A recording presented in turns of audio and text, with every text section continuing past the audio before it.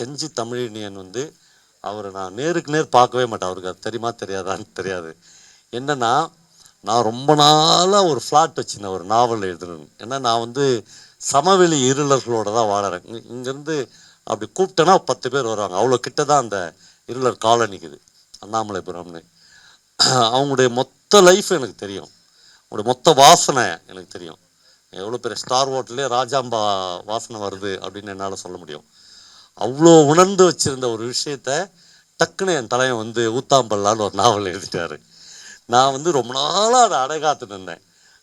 சரி, ஒரு ஆள் எழுதிட்டாரே அப்படின்னோடனே அந்த ரைட்டர்ஸ்க்கே உரிய ஒரு சின்ன பொறாமை இருக்குல்ல, அது எனக்கு வந்து எப்பயுமே அவர் பேரில் இன்னும் அந்த நாவலை நான் திறக்காமல் வச்சுன்னுக்கிறேன். ஏன்னா நான் எழுதாத பகுதிகளை அவர் வச்சுருந்துருக்கணும், நான் வேற எழுதணும் அப்படின்னு. ஏன்னா நான் வந்து அங்கங்கே சில பிட்டு எழுதியிருக்கேன். பச்சை இருளன்னு ஒரு கதை எழுதியிருக்கேன். அப்புறம் வந்து ஒரு கதையில் புகை தந்த மயக்கத்தில் சரிந்து விழுந்தன எலிகள் அப்படின்னு ஒரு வரி எழுதியிருப்பேன். நான் அந்த எலி பிடிக்கும்போது நிறைய வலைகள் இருக்கும்.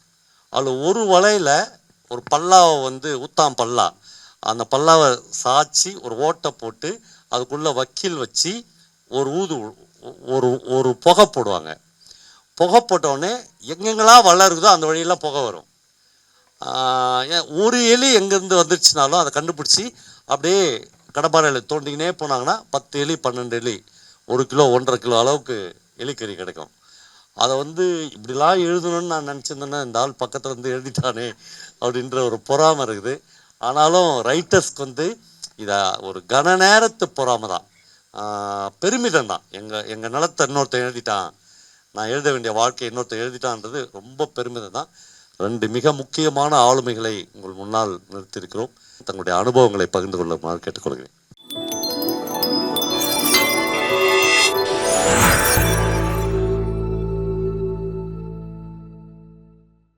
அனைவருக்கும் வணக்கம்.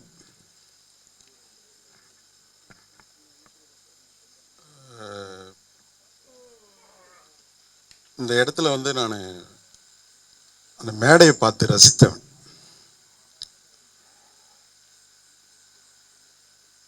அப்படிதான் என்னோட பயணம் துவங்கியிருக்கு. பவான் ஒரு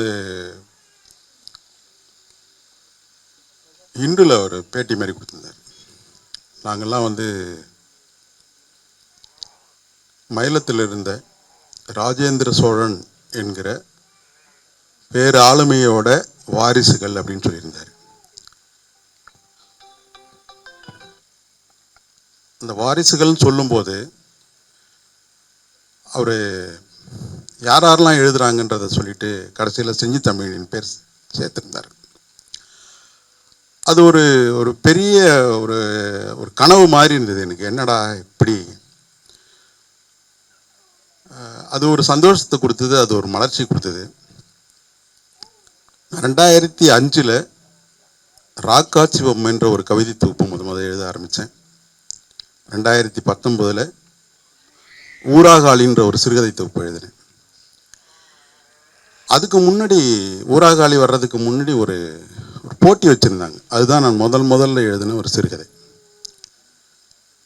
அந்த சிறுகதை வந்து முதல் பரிசுக்கு தேர்ந்தெடுக்கப்பட்டது. அப்போ ராஜேந்திர சோழன் ஐயா வராரு, அவர் தான் பரிசு கொடுக்குறாரு.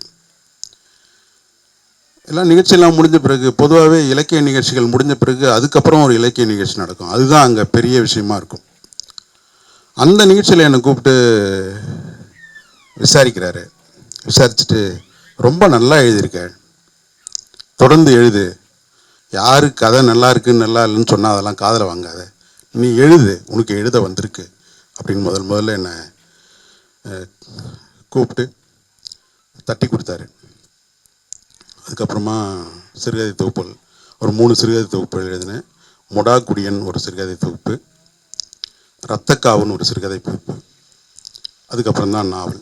இந்த நாவல் வந்து இன்றைக்கி ஒரு 8 இடத்துல வந்து பரிசு வாங்கியிருக்கிற ஒரு நாவலாக இருந்திருக்கு. இந்த பரிசு வாங்கினது நான் எழுதினதால் மட்டுமே இல்லை. அண்ணன் சொன்னார்ல, நான் எழுத காத்திருந்த ஒன்று அப்படின்னாரு. அந்த மக்களின் வாழ்க்கையும் வலியும் இங்கே பதிவு செய்யப்படலை. அண்ணன் சொன்ன மாதிரி அண்ணன் சிறுகதை எழுதியிருக்காங்க. விழிப்பா இதயவந்தன் ஒருத்தர் எழுதியிருக்காரு. அன்பாதவன் ஒருத்தர் எழுதியிருக்காரு. அந்த மாதிரி சொற்பமானவர்கள் தான் அந்த இருளர் சமூகத்தின் வாழ்வை வந்து கதையாக வந்து பண்ணியிருக்காங்க. நான் வந்து முதல் சிறுகதை தொகுப்பில் வந்து அவங்கள பற்றி எழுதணும்னு சொல்லி எழுதுகிறேன். ஒரு கதை வந்து 40 பக்கம் போயிடுச்சு. 40 பக்கம் எப்போ ஒரு சிறுகதையாக வைக்கிறதுன்னு சொல்லி அதை வந்து 3 கதையாக மாற்றுறேன்.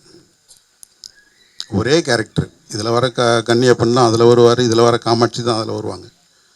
ஒன்று எலி பிடிக்கிறத பற்றி ஒரு கதை, இன்னும் ஒன்று பாம்பு பிடிக்கிறத பற்றி ஒரு கதை, இன்னும் ஒன்று ஈசல் பிடிக்கிறத பற்றி கதை. என்ற 3 கதைகளும் அவர்களுடைய வாழ்க்கை பாடுகளை பேசி எல்லாருமே வந்து அந்த கதை வந்து புதுசாக இருக்குது, ரொம்ப நல்லா இருக்குது அப்படின்னு சொல்லி பாராட்டினாங்க. அதனோட விரிவாக்கமாக தான் இந்த ஊத்தாம்பல்லா நாவல் வந்து அமைஞ்சுது. எனக்கு சின்ன வயசுலேருந்தே எங்கள் ஊரில் அவங்கள நான் பார்த்துருக்கேன். பக்கத்துலேயே விவசாய நிலங்களில் பாடுபடுவாங்க. இன்றைக்கி அரசியல் செயல்பாடுகள் வந்து இன்றைக்கி நிறைய மாறி இருக்கு. ஆனாலும் அந்த மக்களுக்கான ஒரு அரசியல் தலைமை வந்து வாய்க்கப்பெறலை. இப்போ கல்யாணி போன்றவர்கள் வந்து இன்றைக்கி அவங்களாம் இருந்து ஏதோ ஓரளவுக்கு கொஞ்சம் இன்றைக்கி சர்டிஃபிகேட்லாம் அந்த பக்கத்தில் கொஞ்சம் கிடைக்கிது அப்படின்னா அதுக்கு ஐயாவோட உழைப்பு வந்து காரணம். ஆனாலும் இன்னமும் அவங்களுக்கான அந்த பிரதிநிதித்துவம் வந்து கிடைக்குதான்னு பார்த்தீங்கன்னா கிடைக்கல. இந்த மாதிரி இருக்கும்போது நம்ம பக்கத்தில் இருக்கிற அந்த எளிய மக்களை நம்ம எழுதணும் அப்படின்னா எழுதணும் போது எனக்கு ஏற்கனவே அந்த ஊராகாலியில் ஒரு பேஸ் இருக்குது. சரி போயிட்டு நம்ம எல்லா இடத்துலையும் அவங்கள பற்றி இன்னும் கள ஆய்வு செய்வோம் அப்படின்னு சொல்லிட்டு ஒரு 25 இடத்துல சுற்றி பார்த்துருக்கேன். அது வந்து பழங்குடி இருளர் சம்மேளனத்தோட தலைவர் சுடரொளி சுந்தரன் சொல்லி ஒருத்தருக்கார். அவர் நம்ம வீட்டு மாடியில் குடும்பம் இருந்தார். அவரை கூட்டிகிட்டு தலைவர் போனால் தான் பேச. ஏன்னா இன்னொன்று, இந்த மக்கள் வந்து அவ்வளோ எளிமை பேசிட முடியாது. எதுக்கு கதை கேட்டு என்ன பண்ண போகிற அப்படின்றாங்க. இன்னொன்று, என்ன இதனால் எதனா காசு வருமா அப்படின்றோம். வேறு டீட்டெயிலெலாம் எதுவுமே அவங்ககிட்ட வாங்க முடியாது. நான் வந்து அவங்ககிட்ட பேசுகிறத விடவும் அவங்கள பார்த்தது தான். நான் சின்ன வயசில் எங்கள் ஊரில் பார்த்தது ஒன்று. இந்த மாதிரி இடங்களில் போயிட்டு அவங்கள உற்று நோக்குனதோட விளைவு தான் இந்த படைப்பு. இந்த படைப்பு வந்த பிறகு எல்லாரும் என்ன ஊத்தாம்பல்லான்னா என்ன அர்த்தம், நீங்கள் வேறு என்ன பேர் வச்சுக்கலாம் அந்த மாதிரிலாம் சிலதெல்லாம் கேட்டாங்க. ஒரு சிலர் வந்து இணையத்தில் வந்து தேட ஆரம்பித்தாங்க ஊத்தாம்பல்லான்னா என்ன அப்படின்னு சொல்லி. அந்த நாவல் வேறு ஒன்றும் இல்லை, ஒரு எல்லா இடத்துலையும் தெரிஞ்ச கதை தான் அது. ஒரு செங்கல் சூளையில் ஒரு இடத்துலேருந்து கூட்டிகிட்டு போகிறாங்க. ஒரு ஜோடிக்கு 50,000 ரூபா தரேன் அப்படின்னு சொல்லிட்டு அதில் ஒரு 2,000 ரூபா கமிஷன் எடுத்துகிட்டு 48,000 ரூபா கொடுத்து கூட்டிகிட்டு போகிறாங்க. அந்த மாதிரி கூட்டிகிட்டு போகிறவங்க ஒரு இடத்துல ஒரு பெரிய சமவெளியில் வச்சுட்டு சுற்றி வேலிகளை போட்டுட்டு அவங்ககிட்ட வேலை வாங்குறாங்க. செங்கலில் வந்து கணக்கு ஒழுங்காக கொடுக்குறதில்ல, அவங்களுக்கு சாப்பாடு போடுறதில்ல. அந்த மாதிரி அங்கே பல அத்துமீறல்கள் அங்கே அது நடக்குது. இன்னொன்று, ஒரு ஊர்லேருந்து போனாங்க அப்படின்னா பொதுவாகவே இவங்க ஊர்லேருந்து தொடர்புக்கு வெளியில் தான் இருப்பாங்க. எங்கே குளத்தாண்ட இருப்பாங்க, ஊருக்குள்ளே என்ன நடக்குதுன்னு தெரியாது. இன்னொன்று, அங்கே யாராவது எதனா ஒரு பாதிப்பாச்சுன்னா கூட அவங்க யார்கிட்டையும் போய் கம்யூனிகேட் பண்ண முடியாது. அதுக்கு யாரும் போகவும் மாட்டாங்க. அந்த மாதிரியான இடத்துல தான் அவங்க குளங்கள், குளத்தோட கரை, ஏரிக்கரை அந்த மாதிரி இடத்துல தான் இருப்பாங்க. இவங்க அந்த ஊருக்கு போயிருக்காங்க அப்படின்னு சொல்கிறது கூட இங்கே யாரும் ஆள் கிடையாது. அந்த மாதிரி நேரத்தில் வந்து ஒரு அந்த ஊருக்கு தலைவர் எலெக்ஷன் வருது. தலைவர் எலெக்ஷன் வரும்போது அந்த மக்கள், அந்த ஊரில் இருக்கிறவங்க என்ன பண்ணுறாங்க, நாம் வந்து தலைவர் ஆக முடியாது, அவங்க தான் ஆகணும், நாம் உதவி தலைவர் ஆகிட்டோம்னா அவங்கள வச்சுட்டு நம்ம ஏதாவது பண்ணிக்கலான்னு சொல்லி அந்த மக்கள் அவங்கள தேட ஆரம்பிக்கிறாங்க. அதில் ஒருத்தர் தேடுறாரு. தேடி எந்த இடத்துல இருக்காங்கன்னு கண்டுபிடிக்கிறாரு. கண்டுபிடிச்சி அவங்கள மீட்டிட்டு வராங்க. மீட்டிட்டு வரும்போது அங்கே அந்த இனக்குழுவில் இருந்த ஒரு தலைவி தான் அந்த ஊர் தலைவராகிறாங்க. பெரிய நாயகின்றது அவங்க பேர். நாவல் முடியும் போது கடைசி வரி என்ன எழுதியிருப்பேன்னா, அந்த உபத்தலைவர் வந்து போட்ட விருந்து எல்லாரும் சாப்பிட்டு முடித்தாங்க. அந்த அம்மாவுக்கு போட்ட சால்வைகள் எல்லாம் அவர்களுடைய குடிசைகளில் தட்டிக்கு பதில் தோரணமாக தொங்கிக் கொண்டிருக்கிறது அப்படின்னு தான் கதை முடியும்.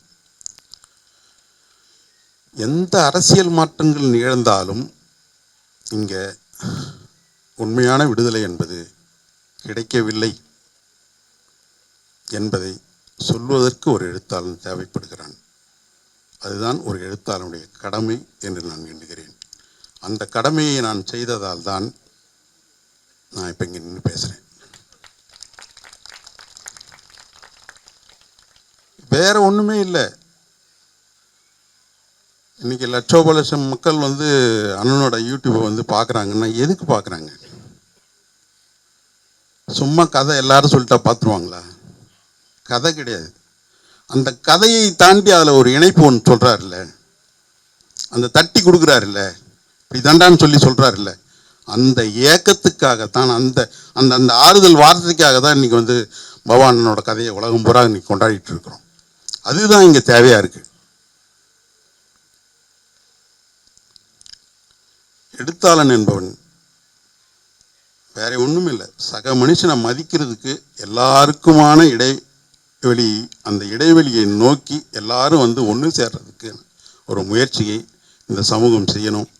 அந்த மக்களை, ஒரு வேடிக்கை பார்த்த மக்களை இன்னைக்கு இலக்கியத்தில் நம்ம பதிவு பண்ணுறது மூலமாக கொஞ்சம் உற்று நோக்குறாங்க. ஓ அவர் தாங்கண்ணா, எல்லாரும் போகிறாங்களா, ஓ இவங்களா அப்படின்றத ஒரு பார்வையை வந்து நம்ம அவங்க மேலே விதைச்சிருக்கோம். இந்த பார்வை நாளைக்கான விடியலை அவர்களுக்கு தரும். இதுக்கு தான் நம்ம எழுதியிருக்கிறோம். நன்றி அண்ணா. மகளே, கிட்டத்தட்ட மணி 9க்கு மேலே ஆயிடுச்சு. ஆனால் காலையில் 9 மணிக்கு உட்காந்து கிட்டத்தட்ட 12 மணி நேரம் கொஞ்சம் கொஞ்சம் கேப் விட்டு இந்த நிகழ்ச்சி நடந்துக்குது. தமிழ்நாட்டில் வேறு எங்கேயாவது சாத்தியமா அப்படின்னு யோசித்து பார்த்தா எனக்கு இன்னும் ஆச்சரியமாக தான் இருக்குது. ஏன்னா நான் நூற்றுக்கணக்கான இலக்கிய பயிலரங்குகள்லாம் போய்கிறேன். பேராசிரியர் தர்மராஜன் கூட சொன்னார், ரொம்ப டெப்த்து காலையிலேருந்து இந்த கனமான விஷயத்தை தேர்ந்தெடுத்த ஆடியன்ஸுன்றதுனால தான் இவங்க கேட்குறாங்க. இப்போ காலேஜ் ஸ்டூடெண்ட்ஸோ கல்லூரி பேராசிரியர்களோ வந்தால் உடனே போயிடுவாங்க, டீ குடிக்கணும், டிஏ வாங்கணும், அது மாதிரி போயிடுவாங்க. அதனால் இவ்வளோ நல்ல ப்ரோக்ராமு. அவர் நல்ல ஒரு ஐடியா சொன்னார். என்னென்னா, எல்லாமே ரொம்ப டயர்டான மனநிலையில் இருக்கிறாங்க காலையிலேருந்து கேட்டு. நானும் ஸ்டாலின் ராஜாங்கமும் நாங்கள் பேச ஆரம்பித்தா குறைஞ்சது 1 மணி நேரம் வேணும், அப்போ தான் பிக்கப்பே ஆகும்.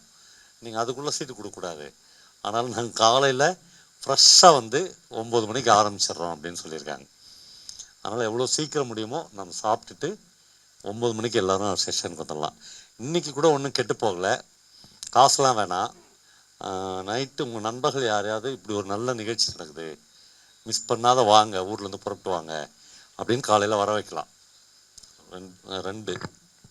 3வது, இவங்க பேசுறது 2 பேருமே ரொம்ப ஆத்மார்த்த ரீதியாக தங்களை பகிர்ந்துக்கினாங்க. தாங்கள் யார், எப்படி எழுத வந்தேன்னு.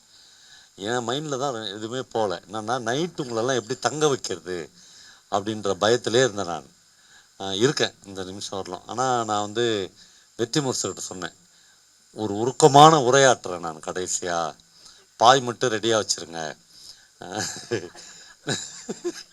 நண்பர்கள்லாம் போய் மொட்டை மாடி அதெல்லாம் நாங்களாம் படுத்துருந்துக்கிறோம், ரோட்லலாம் படுத்துருந்துக்கிறோம். நான் கருணாலாம் இலக்கிய கூட்டங்கள் முடிச்சுட்டு ரோட்டில் அப்படியே படுத்துனுட்டு காலையில் 5 மணிக்கெலாம் எழுந்துச்சி வந்திருக்கோம்.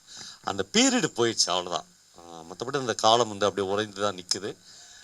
ஒன்றும் இல்லை, இந்த கேம்பஸில், இந்த 10,000 கேம்பஸில் கிட்டத்தட்ட 70 பேர் தங்கலாம்.